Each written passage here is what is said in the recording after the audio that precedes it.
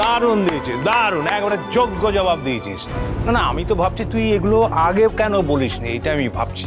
আচ্ছা, তুমিও? হ্যাঁ হ্যাঁ, আমিও আমিও আমি এবার থেকে মহারাজের সব কাজে সাপোর্ট করব।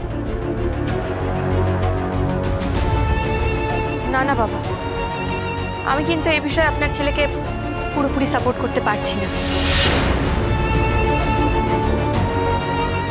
শোনো মিস্টার মাথাগরম, আমি আজ খুব খুশি।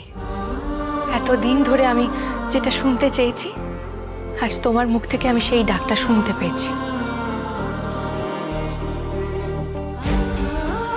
তার জন্য আমার খুশির সীমা নেই। তুমি আমার জন্য খাবার এনেছো, তাতে আমার প্রচন্ড আনন্দ হয়েছে। আর আমি সেই আনন্দটা সবার সাথে ভাগ করে নিতে চাই। তুমি যখন বাড়িতে এই তন্দুরিটা এনেছো, তখন এটা আমরা সবাই মিলে। না পূজা, আমি যেটা বললাম সেটাই ফাইনাল। স্টোর রুম পরিষ্কার করা হয়ে গেছে, আর আমরা স্টোর রুমে বসেই খাবো। আর তুমি খাবে আমার সামনে। আর হ্যাঁ, এখানে যে এই বড় তন্দুরিটা রইল, এটা পূজার কলেজের বন্ধুরা আসবে, ওরা খাবে সবাই একসাথে। আর তারপরে পূজা কলেজ যাবে। বাবা, আবার কলেজেও যাবে? হ্যাঁ, যাবে যাবে, কিন্তু তাদের তুমি কিন্তু ফোড়ন কেটো না। না না না না বাবা, ভুল হয়ে যাচ্ছে। ফোড়ন তো কাটবে, বলো, ওইটুকু তো কাটতেই হবে। আর এই ফোড়ন কাটা চলতেও থাকবে, সেটাও আমি চাই। আসলে বাবা, তুমি যেমন করে প্রতিবাদ করো না, ঠিক তেমন করে যদি প্রতিকার করতে, তাহলে সিচুয়েশনটা তৈরি হতো না। আচ্ছা, পূজা যে কাল রাতে খায়নি সেই কথা কেউ জানে? কেউ ভেবেছে ওর কথা? কেউ ভেবেছে?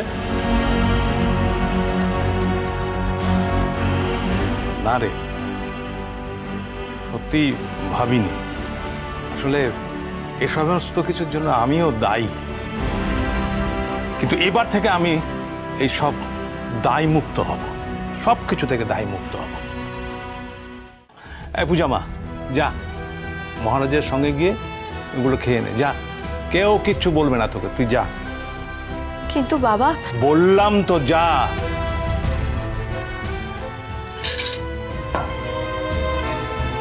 এসো। এই, পালন করেছে কিন্তু হাত দিতে। হ্যাঁ, এটার বন্ধুদের জন্য, আমার টাকায় কেন। আগে নিজে দুপাশে ইনকাম কর, তারপরে গিলবি। চলো পূজা।